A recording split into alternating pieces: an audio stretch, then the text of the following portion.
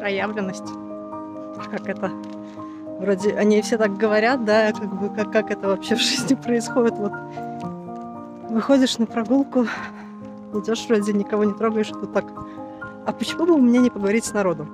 То есть никому не надо звонить и кого-то там встречать. То есть понимаешь, что можно взять телефон и то, что пришло какое-то сейчас, какая-то мысль пришла или какое-то послание, которым хочется поделиться, можно его записать и выставить в интернет. Сейчас так многие делают.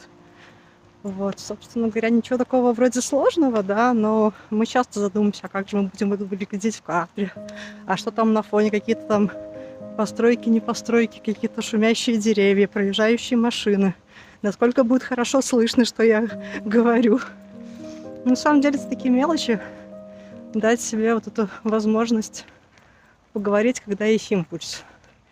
И зачастую такие видео потом хочется пересматривать, потому что там есть живая энергия, когда ты готов делиться чем-то таким, что пришло в данный момент.